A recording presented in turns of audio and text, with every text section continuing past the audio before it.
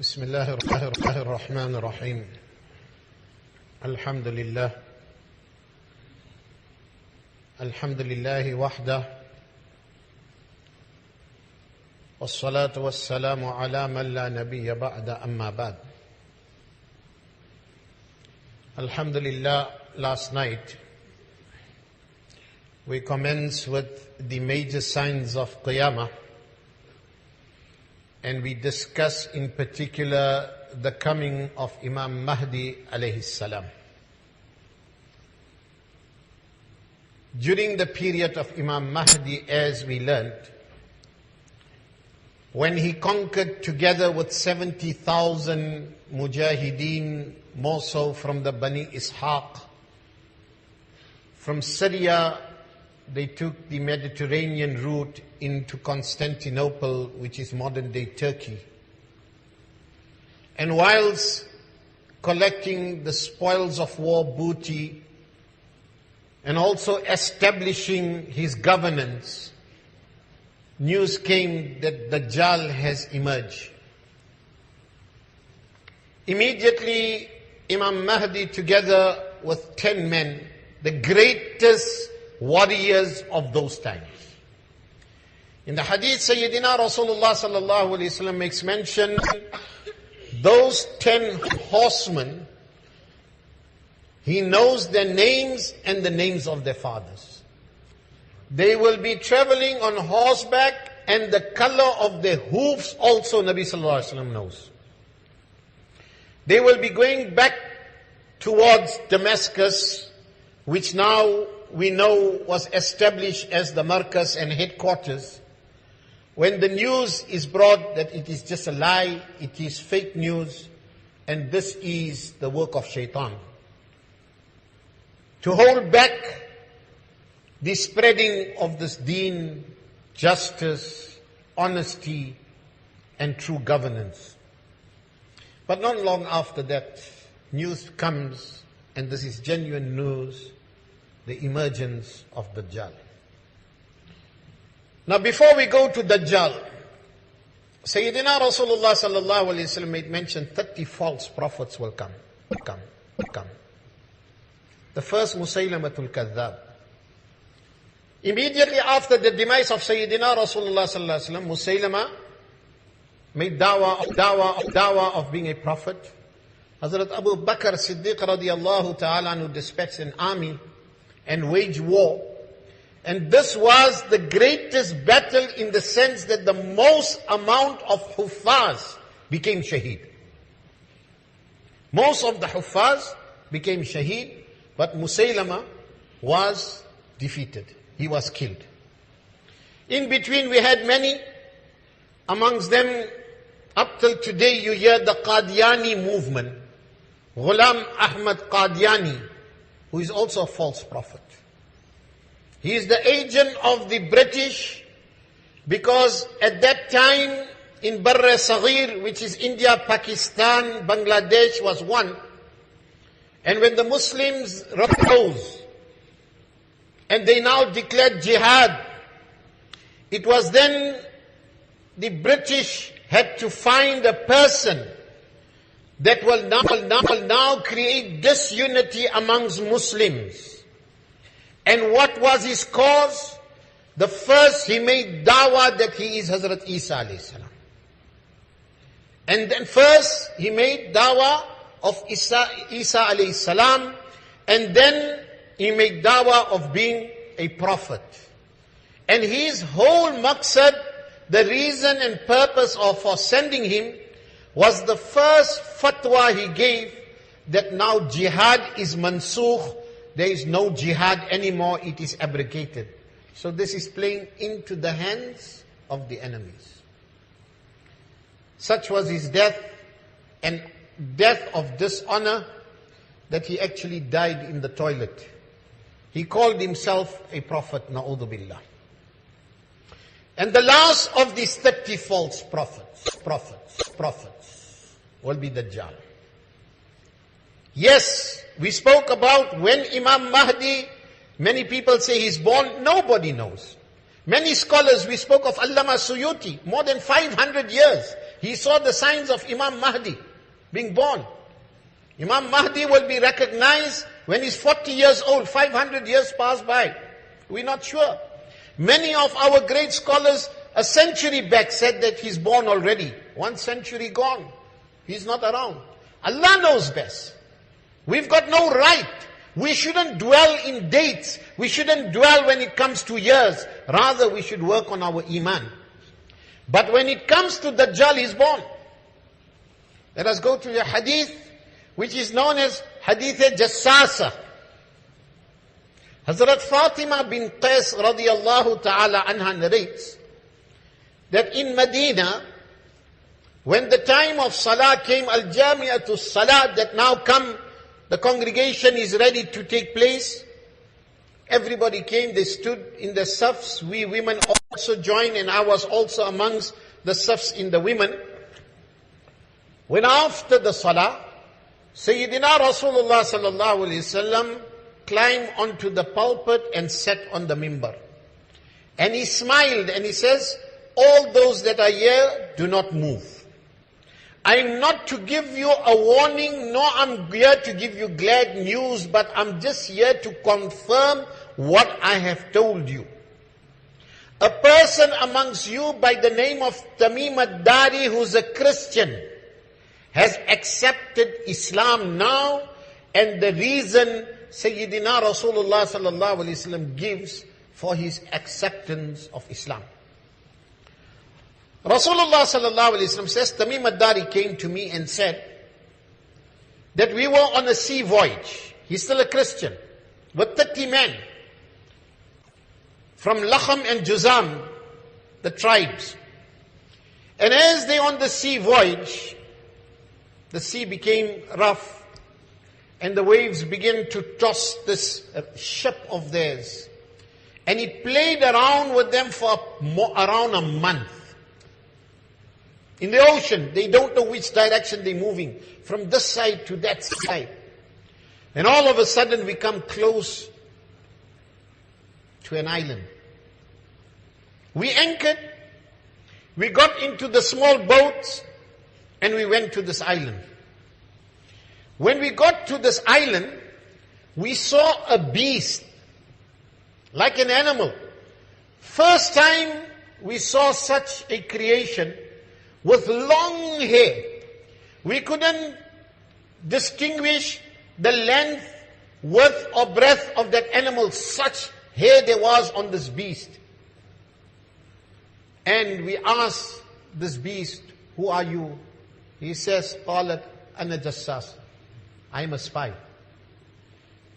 So they said, what are you doing here? He says, there's a man in the monastery. He's longing to meet you. The moment this beast said, there's a man, we were afraid that this beast probably is shaitan or a jinn. So hearing there's a man in the monastery, we quickly ran and moved to the monastery. When we got to the monastery, we saw a man huge, never ever seen somebody so big as him. His body was coarse.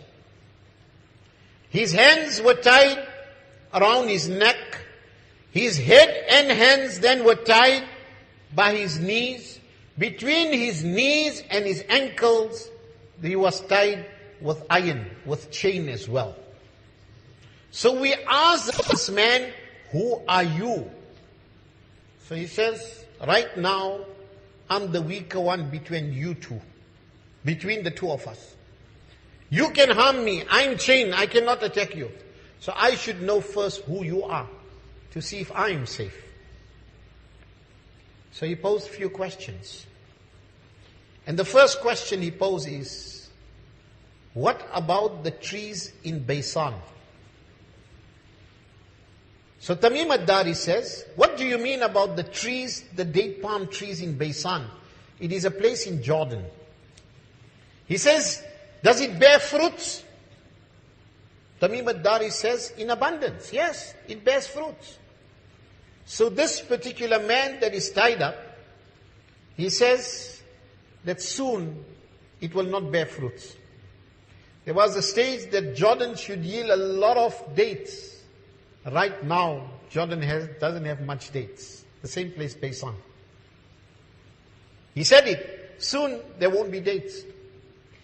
The second question he poses, Buhaira Tabriya, how's the water levels there? It is known as the largest salt lake below sea level. It is also in the area of Sham. It is about 209 to 215 meters below sea level. It is known as the Sea of Galilee. And it is the second largest lake. One is salt water lake, the largest. As a normal lake, it is the second largest lake below sea level. And now, right now, the Sea of Galilee, the levels are dropping tremendously. This man that is chained says soon the water will dry up. The third question, he says, how's the spring of Zaghar, which is a spring from which there's such fresh water and abundance of water that the surrounding land is being irrigated and the animals are being given to drink, and it is really nutritious. And this today's times, it's in Israel. They said that this particular spring will also dry up. Now, then he says, do you know anything of an unlettered prophet, a ummi prophet, a prophet that cannot read or write? And they said, yes. And that is who? Hazrat Muhammad Mustafa sallallahu alayhi wa sallam. What do you know about him? He left Makkah, he's in Yathrib, which is Medina. Yathrib, first Medina was known as Yathrib. We're not allowed to use the word Yathrib. Nabi sallallahu alayhi wa sallam said, don't use that word now. But that time it was known as Yathrib. And then he says, how did his people deal with him? They said his people drove him out. And he says, then what happened? He says that they went into battles, he won the battles, he captured many of them, and many of his own, the Arabs, had accepted Islam. This so-called man that is chained, he says, it's best if they hold on to this deen and iman. Then he says, soon I will break loose. And I will cover the entire world in 40 days. The first day will be equivalent to a year. The second day will be equivalent to a month. The third day will be equivalent to a week. And then the rest will be normal days. But only two places I will not be able to enter. Where he enters, he conquers, he takes over. He takes over.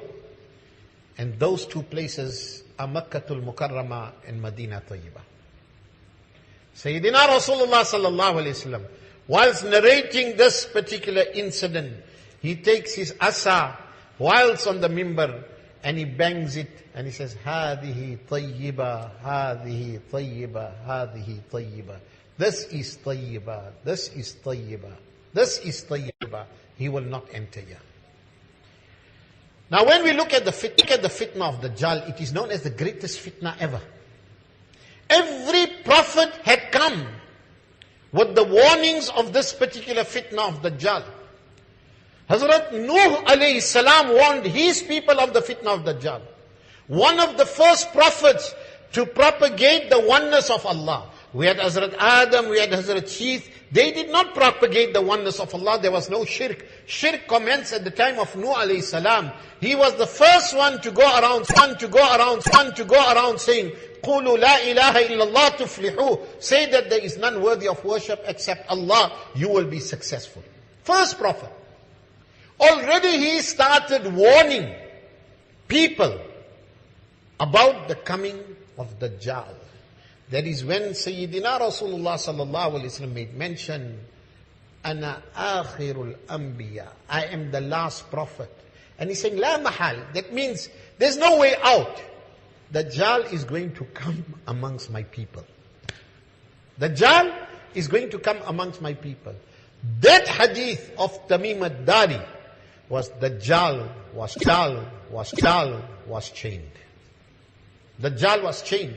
In that hadith, Rasulullah sallallahu alaihi wasallam then said, he will come from the sea of Yemen. Then he said, he will come from the sea of Sham. Then he pointed to the east. No, he will come from the east. Which is the east? Before we go there, 3 months before the emergence of Dajjal. And how is he going to come out? He is going to come out when he is angry. Such fury that he's going to break the chains. Why we learn this from hadith?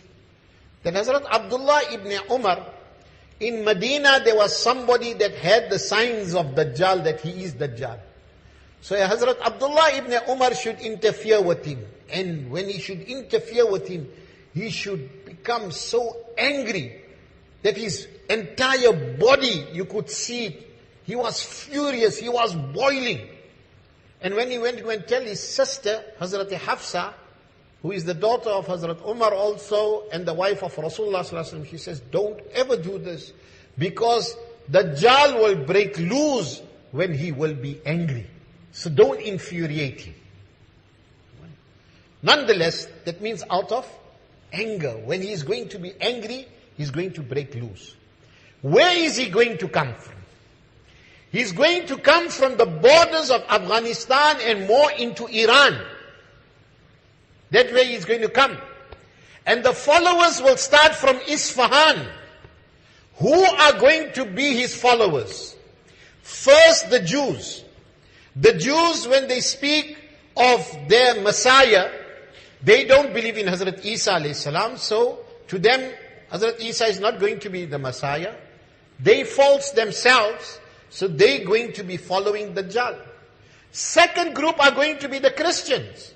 Because Christians tempered with the scriptures, so they'll have the false impression, whereas this particular so-called Dajjal, the false Masih, the liar, will carry out miracles and the Christians will follow him.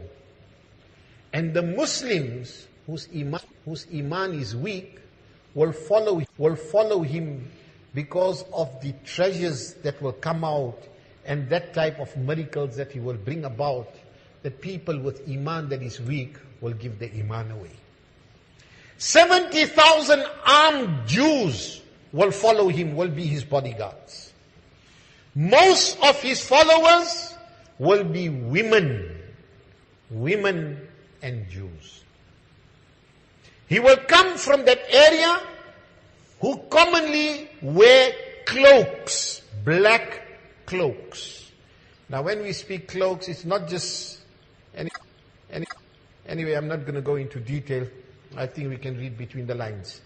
Afghanistan, Iran. They will be wearing black cloaks. And where the emergence will take place now, he's going to travel throughout the world. Now look at the Sahaba. Rasulullah sallallahu alaihi wasallam says, if he has to come out during my period, I will deal with him.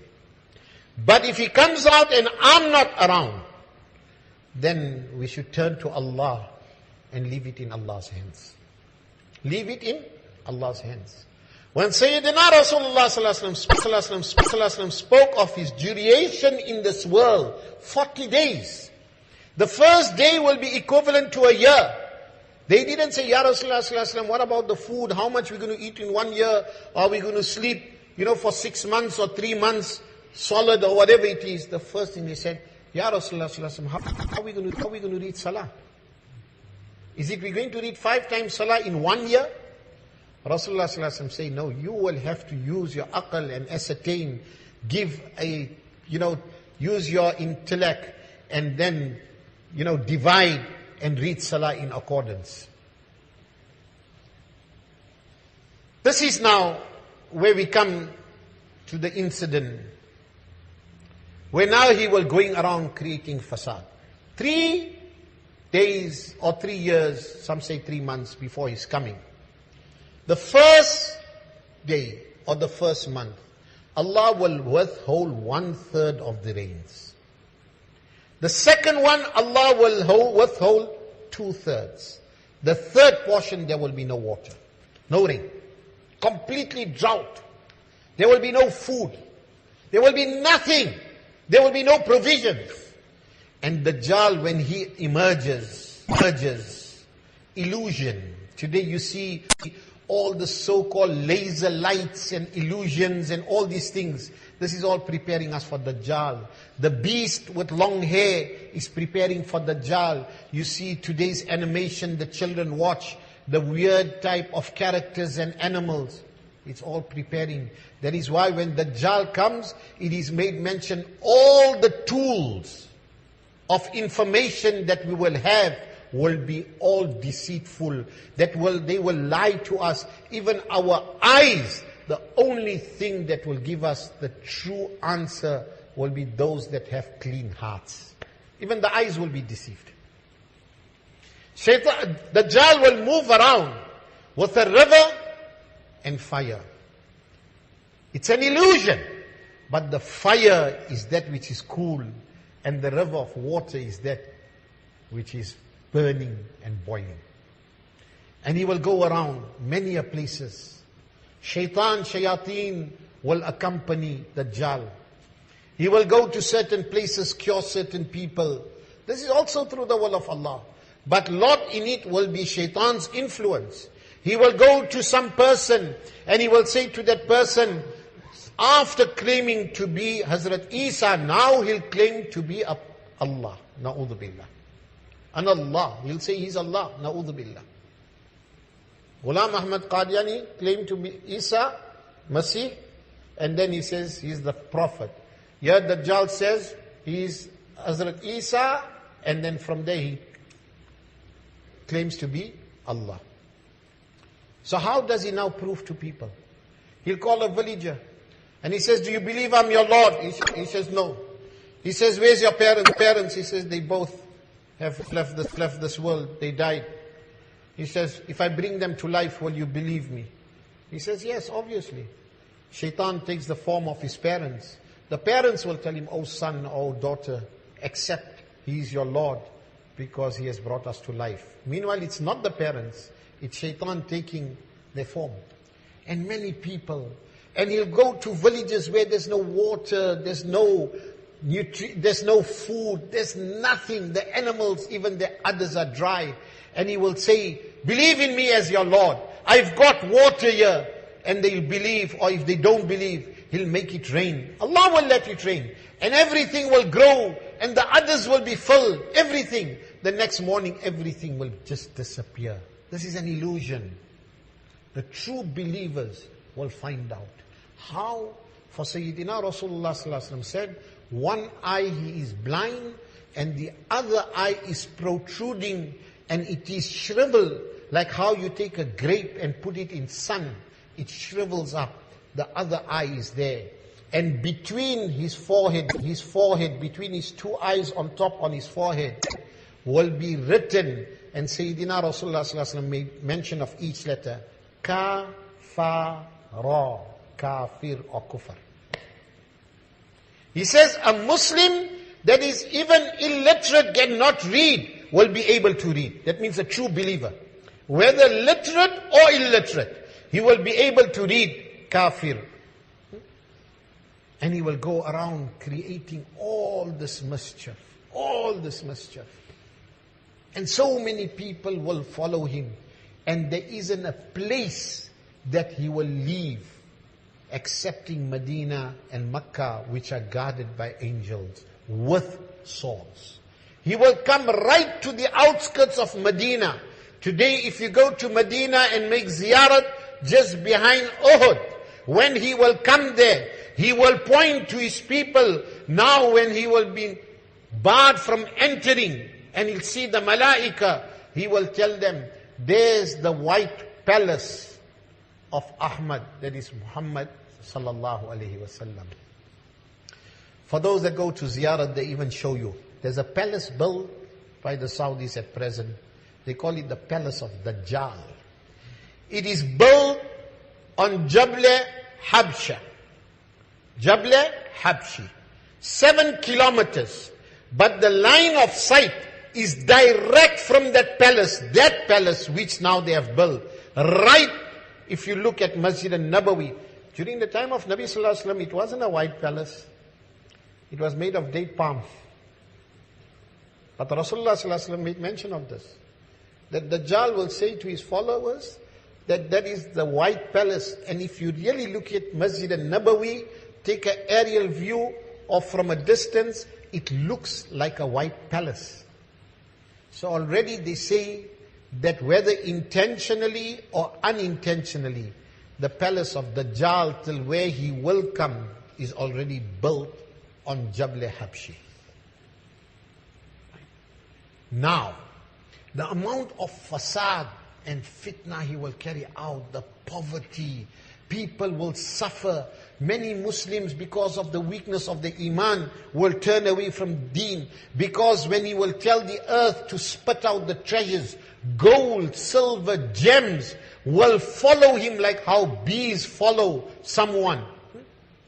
And he will just give it to people and they will believe in him. And only few believers that will be strong will now reject him as Allah. And the best of man, Rasulullah Sallallahu Alaihi Wasallam say of that day, will be a man. When now Dajjal will come to him and say, believe me in your Lord. He will believe me as I'm your Lord. He says, you not my Lord. He will saw this man in half.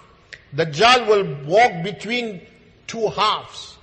And this is where Allah, this is the only place during the time of Dajjal where Allah will bring this body together. Because he will be genuinely sore.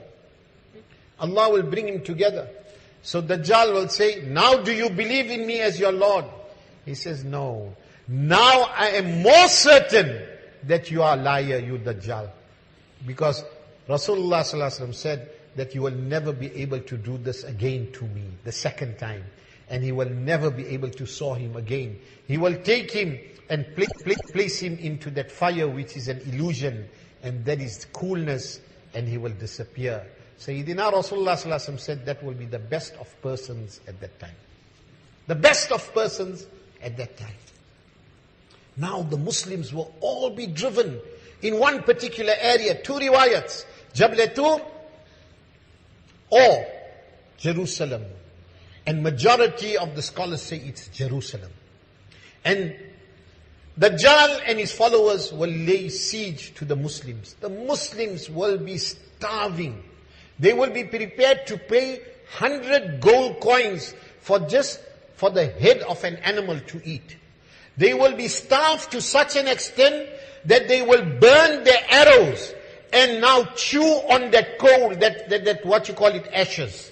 This is how hungry the Muslims will be. Imam Mahdi will be the Imam at that time. Imam Mahdi will be the Imam of that time.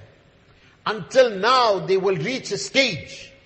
In Medina, coming back to Medina, whilst Dajjal comes close, there will be 3 quakes, earthquakes. And who will leave? The munafiqeen and the disbelievers. The believers will remain behind. This is to now cleanse Medina. They will leave and go run to Dajjal. Because Dajjal won't be able to come into Medina. Now when the Muslims, the siege will be laid. And now Imam Mahdi, they will discuss and make mashwara. Enough is enough. Let's open the gates. Let's confront Dajjal once for all. Him or we. They will prepare. Time of Fajr Salah comes. Adhan is given. Sunnat is read. Iqamat is being given. When Iqamat is being given, all of a sudden there will be a darkness. So dark that if you put your hand in front of you, you can't see your hand. So dark. Just for a brief moment. And the moment that darkness is removed, Hazrat Isa alayhi salam is there in the safs. Hazrat Isa alayhi salam will descend, holding the wings of 2 angels. With a cloak that is yellowish in color today, we would say more towards a beige. Towards the eastern minaret, white minaret, Some say Jama Masjid, some say the eastern gate of Damascus. During the time of Rasulullah sallallahu alaihi wasallam, there was no white minaret. Today present, there's 2 white minarets. Eastern gate of Damascus, and there is a masjid there that also has a white minaret. So either place, this is where Hazrat Isa alayhi salam will descend. And then he will meet up, he will hear about the Dajjal, and he will meet up with the Muslims. As made mention, when Imam Mahdi will turn around, only to realize Hazrat Isa alayhi salam in the safs, he will now call for Imam Hazrat Isa alayhi salam to lead the salah. Hazrat Isa alayhi salam says, no, we lead one another. And according to one narration, he will say, intention has already been made, we're going to read salah behind you, so you lead the salah. Nonetheless, Hazrat Imam Mahdi will lead the salah. In the second rakat, after ruku, when he gets up, his dua will be, Qatilullahu Dajjal wa azhar al-mu'minin. This will be his dua, be his dua, be his dua. That Allah will see to it that the Dajjal will be killed and Muslims will be victorious.